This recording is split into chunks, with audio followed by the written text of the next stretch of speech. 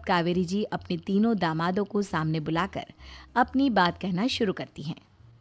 अविनाश, सुमित और विवेक, देखो बेटा, मैं ना तुम तीनों से बड़ा प्यार करती हूँ, इसीलिए तो तुम्हें घर जमाई बना कर रखा है मैंने। अरे मम्मी जी, सीधे सीधे कहिए ना, क्या बात है? प्यार तो हम भी आपको बहुत करते हैं।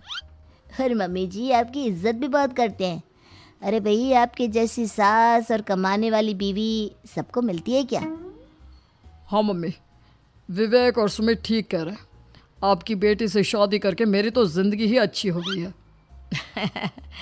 जानती हूँ मैं, और ये भी जानती हूँ कि तुम तीनों अपने अपनी बीवियों से बहुत प्यार करते हो।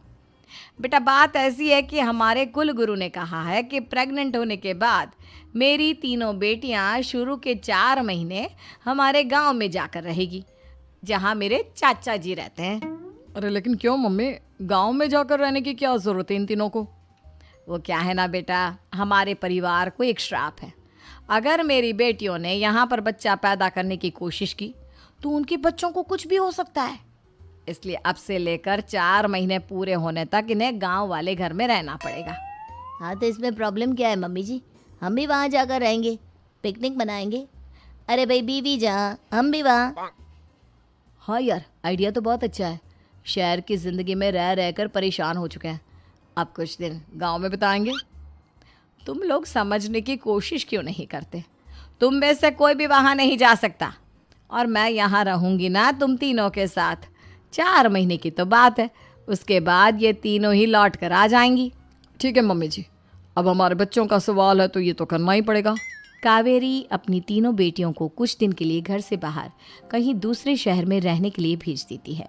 कुछ दिनों के बाद, अरे मम्मी जी, बहुत दिन से पिज्ज़ा नहीं खाया, मंगवाइए ना।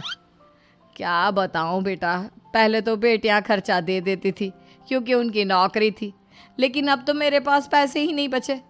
थोड़े बहुत पैसे हैं जो बच्चों की डिलीवरी में काम आएंगे। लेकिन मम्मी जी, आपकी बेटियों को वापस आने में तो अभी बहुत वक्त बाकी है। वही सोच सोच कर परेशान हो रही हूँ। सोच रही हूँ कल से दूध भी बंद करवा देती हूँ। अब दूध वाले को देने के लिए पैसे भी तो नहीं है ना। अरे नहीं नहीं मम्मी जी, अगर दूध भी बंद करवा दोगी तो मुझे चाय कहाँ से मिलेगी? और चाय के बिना मैं तो मर ही जाऊंगा। क्या करूं बेटा, इसके अलावा हमारे पास कोई ऑप्शन नहीं है। मेरे पास पैसे ही नहीं बचे।